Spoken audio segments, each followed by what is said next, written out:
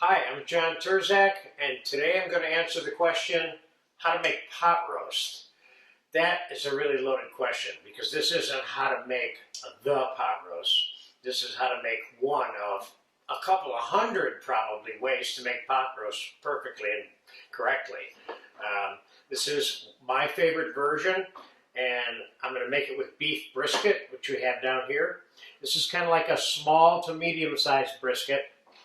And probably going to cook this in the oven for 3 hours, 4 hours, 4.5 hours, 5 hours. So I would definitely allow a lot of time. But this is going to be a super elapsed video, of course. And not only are we going to elapse it till when I take it out of the oven in 3, 4, 5 hours, but then we're going to let it cool overnight before we cut it. And we're going to remove all the fat from the stock that we made when we braised it in the oven, and make the juice and finish it. So it's a one-day project if you want to do it comfortably, okay? So we're going to start off by keeping this really simple. First, understand that this is not a browned pot roast. This is what I would call a white pot roast, which means nothing is being browned that goes into this. It's not good, that's not bad, it's just the way it is, and it will turn out absolutely delicious. So we're going to start by putting the brisket in the pan I'm going to use to braise it in, and I'm going to dump a couple of cups of garlic in there. Now I'm putting whole garlic in there because in the final analysis I'm going to give you 2 versions of this on a plate when this is all done. One of them is going to include using the whole garlic cloves as part of the vegetable that's served with it, along with celery, carrots, and onions. And I got about 3.5 quarts of vegetables there. And I'm going to add some dried leaf thyme, a tablespoon or 2. Same thing with dried oregano. Now you can put whatever you want in here. I'm just showing you some of my choices. I probably made this at least a couple of hundred times over the years. I've been playing around with this recipe for about 30 years. Some bay leaves, and I got basil I put in there. So you got a couple tablespoons of everything. And I'm going to put a little bit of pepper in there. Not too much, keeping in mind that we're going to be reducing this juice into more of a concentrated sauce-like consistency to put over the finished product. We don't want to put salt in here or too much pepper because it'll get peppery as it reduces.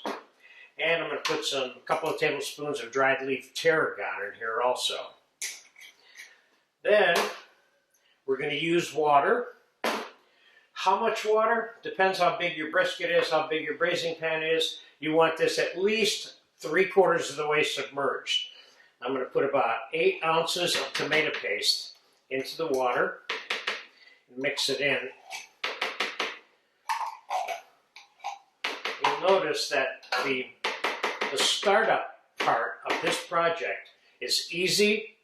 The ingredients are simple and very traditional in a lot of ways. So the funny thing about pot roast is it's not actually roasted per se, but there's hundreds of versions that are all accurate and good, and they're called pot roast, but nothing is really roasted, which is kind of funny. But there's a lot of names that this goes under. This goes under the name of pot roast, braised brisket,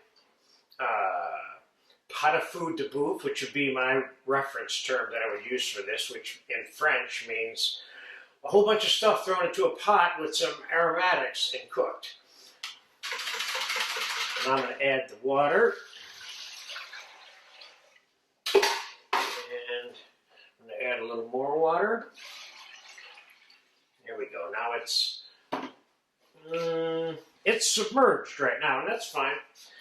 Now, I could cook this completely on top of the stove, but for right now, we're going to put it on top of the stove to bring it up to a simmer before we put it in the oven. I'll come back to you in a few minutes after this comes up to a simmer. We'll pop it in the oven. That's it. So I'll be back in a few minutes. It's been about 30 minutes on top of the stove, coming to a simmer. The pot roast looks good. I'm going to put it in the oven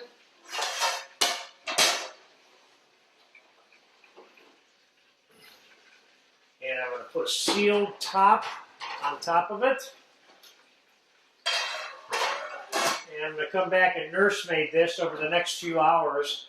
And when it's tender enough to eat and completely cooked. Now, let me re-emphasize to you, when you're making braised briskets or boiled brisket, it has to be cooked completely until it's tender enough to eat.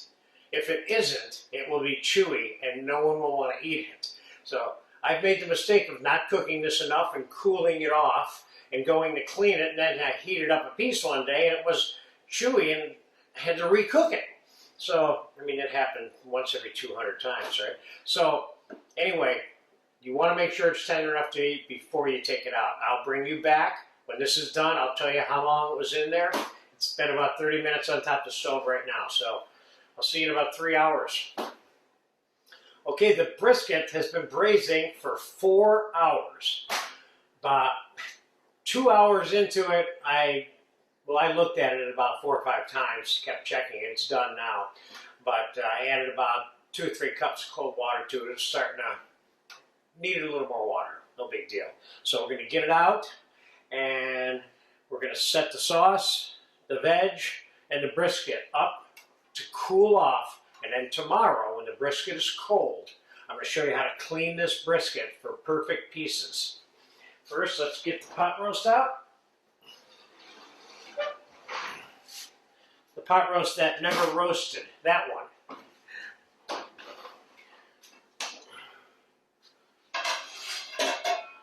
Okay, there, take a look at that bad boy. If you can see it, which you probably can't, but you're about to see it. As I'm yanking this guy out of here. And I'm going to show you how I know it's done. I told you earlier how important it was that this is cooked all the way. Now, before I get around to straining this, let's just take a closer look at this brisket. Oh, let's look at this. This is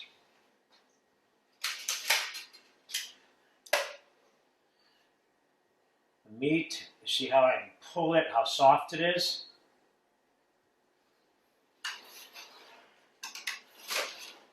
Same thing over here. Remember, the skinnier part of the brisket is going to be done before this side is. So this is the side that you really want to check to make sure. And there you have it, see? It's just coming out of there. It's coming apart. And that's what you're looking for. Okay, so this, we're going to put in the fridge overnight. It gets nice and cold. I'm going to show you how to clean that thing and put it into good portions. Now, we're going to strain this juice.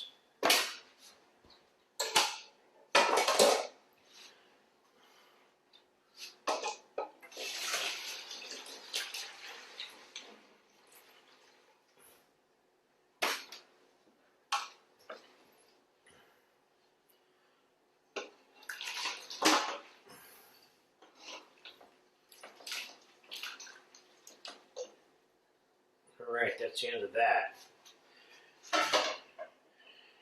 And we're going to let this settle a little bit. After it settles, I'm going to take all this vegetable and I'm going to put it on this sheet pan. We're going to let it cool overnight also.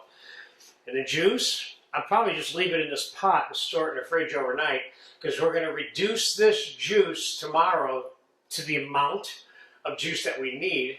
We want to match up the amount of finished reduced juice with the amount of brisket portions that we have. So we have just the right amount of juice for the amount of brisket that we have. That way we're getting the maximum value out of the whole reducing process. Let's see here. I'm going to let this drain for about 10 minutes while I do some cleaning up in here today. I'll see you tomorrow, and we'll finish this off. All right, I'm back. First thing in the morning to finish this pot roast. It's cold. The pot roast is nice and cold. I want to show you how to cut that whole brisket up in real time. And the braising liquid right here as you can see, has the fat that I told you would be on it. And I'm going to remove that fat from there. And that's part of the benefits of doing this over a course of 2 days, because you don't want your braising liquid to be fatty.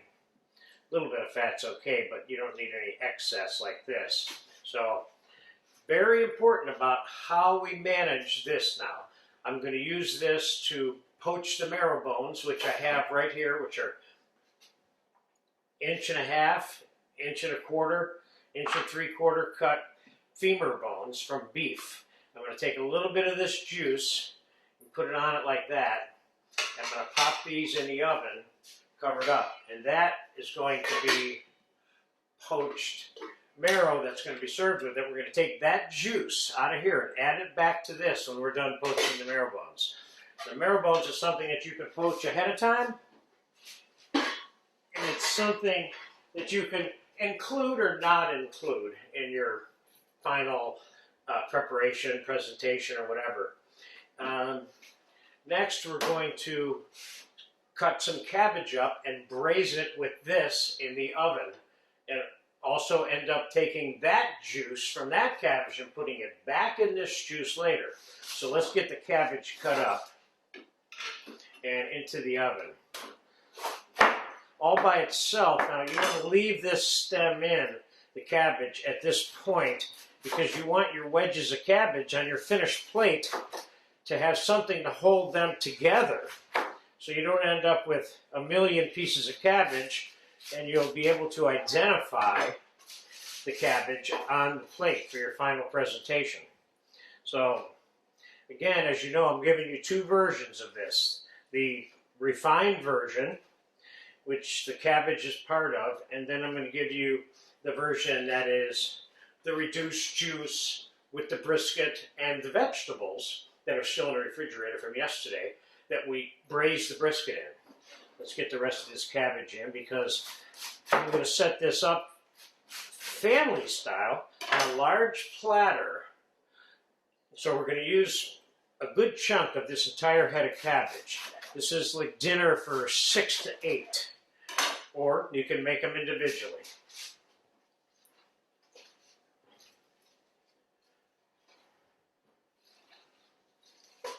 This by itself, I'm going to put a little bit of lemon in here.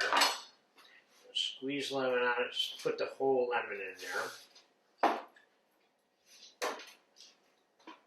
going to put some salt, not much, because don't forget this is part of the braising liquid, and we can adjust the final level of salt near the end of that after it's reduced. Now we're going to take some of this braising liquid, put it over the top. Boom. And I'm going to plastic wrap this and seal it in aluminum foil both, so I have it really sealed up good.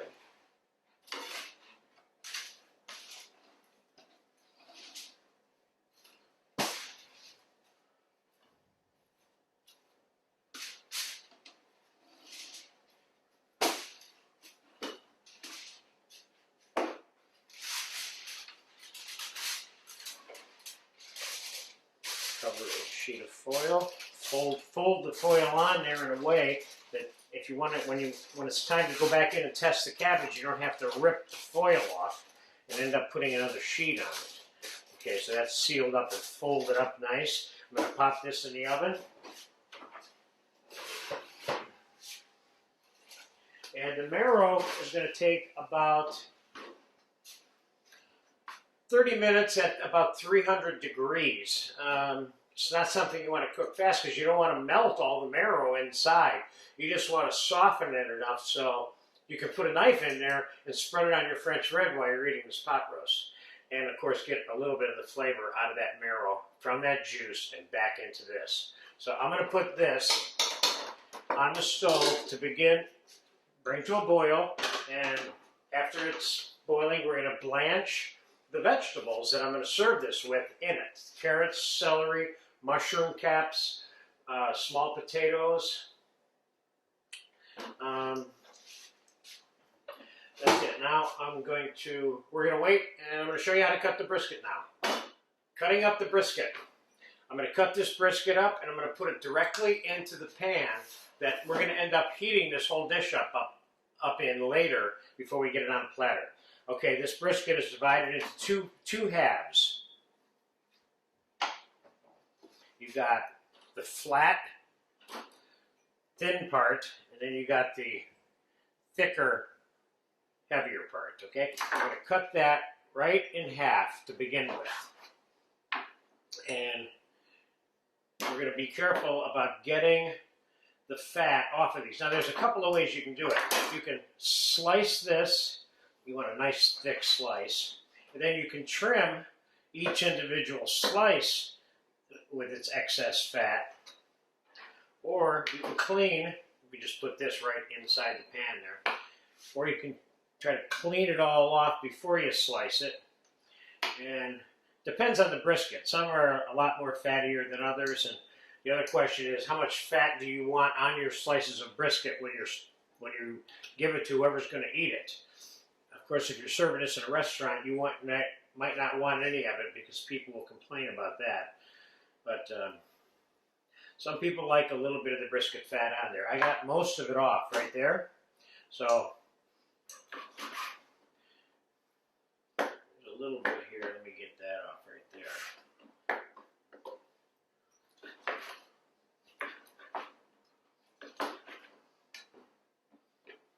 Just line that up in the pan.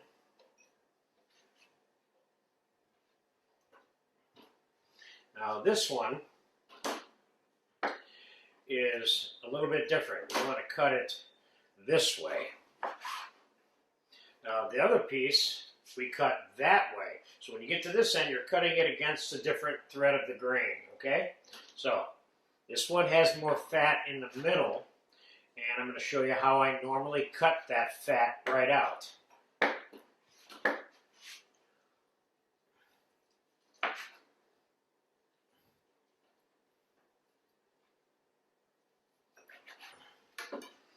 Okay, like this piece here, for example, literally just cut it out like that.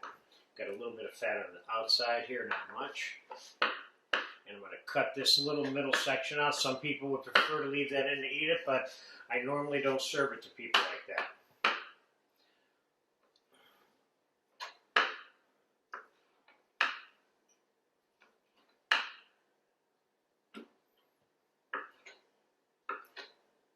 See, this one I'm cutting the fat off of each slice as I go along, rather than like I did with the other half when I trimmed all the fat off for the most part.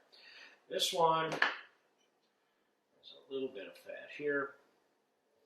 But this is in real time. You're seeing how long it takes to clean the entire brisket, which isn't that long, really. I think that piece, we're going to leave that little piece of fat in that one. And trimming. Trimming. This one, we're going to cut that fat out. Right there. And there. All these little pieces are as good as any of the other ones, so I would definitely include them in. It's a little bit like a roast turkey. All the meat is good.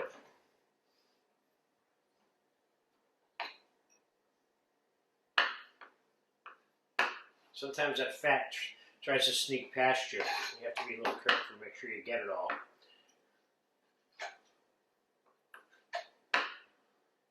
And I'm going to take this piece of fat out of the middle here.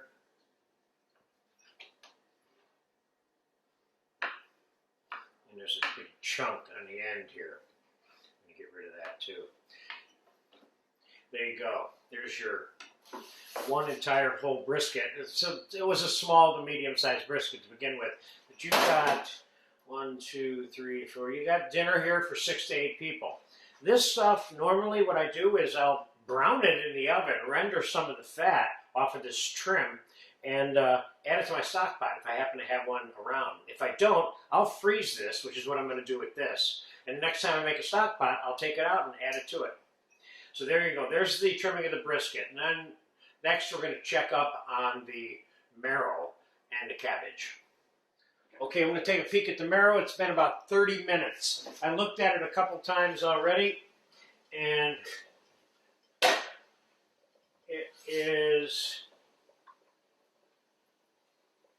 done enough for me right now.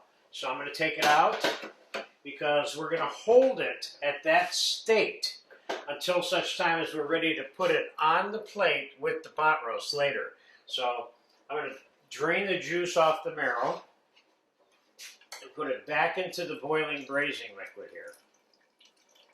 We're going to keep these marrow bones warm over here, and we'll get back to those a little later. Now, one of the things that's really important to understand about getting your vegetables ready, we're assuming that this is the version, the more refined version, if you will, that includes new, fresh vegetables added to your finished pot roast. So, assuming we're doing that, and not to be confused with the provincial style, I've been boiling the potatoes in the juice, which I would do either way, because even if I wasn't making another version beyond the country provincial style, I would still want to add some mushrooms and potatoes to it anyway, and the cabbage. But those are all options for you, okay? So the potatoes are close enough to be done for me to blanch the mushrooms. And I'm going to put the carrots in here too. This is going to take about 10 minutes to cook all those.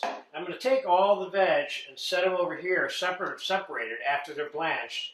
And they're being staged for the final reheating process. In other words, I'm going to show you how to take this whole pot roast dish and set it up so that all you have to do is turn it on and heat it up and serve it when your guests come over or whoever you're going to serve it to. So I'll be back in 10 minutes after those get cooked, and then we'll add the celery to it and remove those. Okay, it's been about 8-9 minutes. The carrots and the mushrooms have been poaching in liquid. It's been boiling away, and they're done. I tested them, and now I'm going to get them scooped out of there. And we're going to continue to reduce the juice. Now we're waiting on the cabbage to be cooked, and then we're going to put the entire package here together of this pot roast on a plate.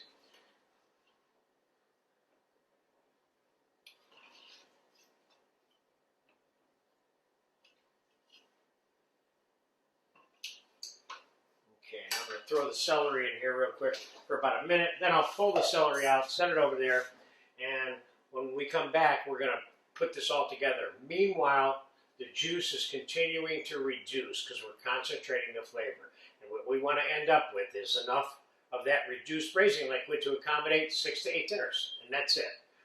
See ya. Okay, celery, about 2 minutes in the boiling liquid, and it is out of there. And that's all you need. You got to get some nice green pigment coming out of that celery.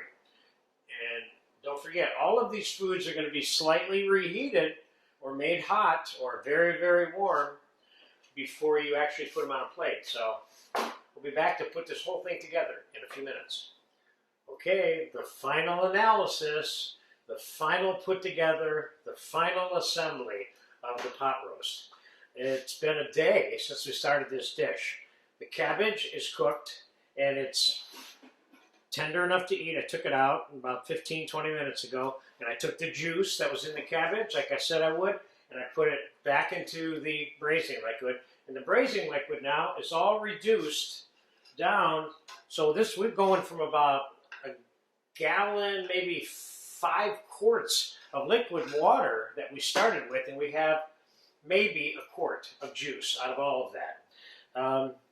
So let's start by putting some of the meat on both of these plates. So the home style version and a little bit more upscale version. Home style, that looks like a dinner. This is exactly how we put it in. I warmed this up in a little bit of the braising liquid, as I did everything that's part of this dish is warmed up inside this braising liquid.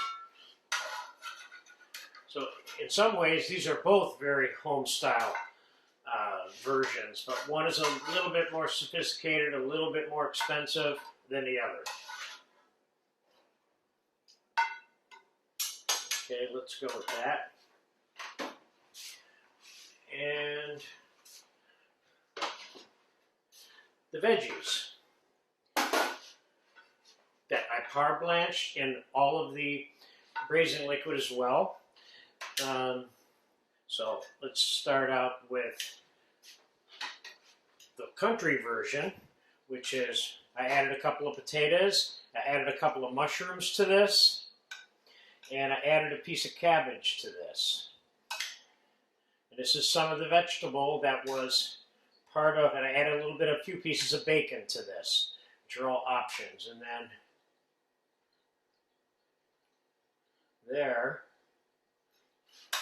there's a single home-style version of the dinner. A little bit of parsley on there. And normally what I do is after I get these cabbages where I want, I cut that head piece out. Get rid of that because it's not that edible. I don't want anything on the plate that's not edible. This one needs a little bit more juice because this dish is about the juice in a big way. Okay, so there's your home-style version. And I'll add finally just a little pinch of tomato concasse to that plate. Now, a little bit more stylized version, if you will, where I'm going to even separate the vegetables on the platter so people can kind of pick and choose as they want. Let's get the roasted shallots that we roasted in the skins. Let's get some of them up there.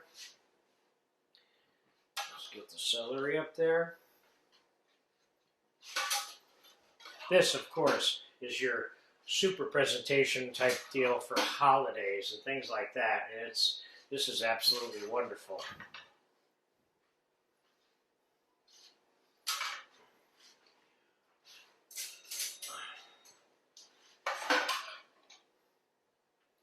Mushrooms.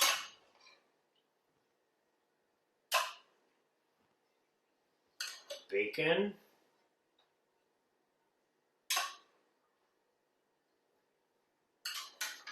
These are all nice additives. Of course, you could come up with your own additives on this in a number of ways.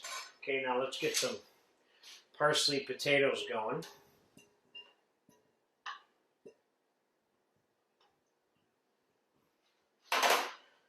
Heat them with a little bit of oil. Toss them around. A little bit of salt and pepper.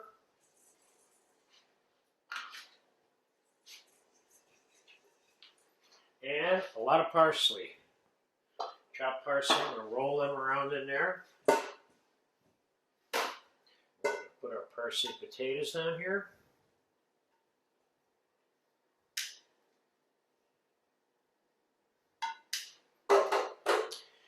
And we have a little bit of the tomato concasse, which we're going to squeeze some in over there, which is a nice little addition for this platter. And we have the beef marrow bones. Now, I'm assuming this is a down-home provincial version here of this, and I just pulled a bay leaf out of there. Now, can you add a bone on there? Yes. These marrows are nice and warm. They're nice and soft. You can go in there with a knife if you want. You can put one on there if you want. I think in our case, we're going to put these around this.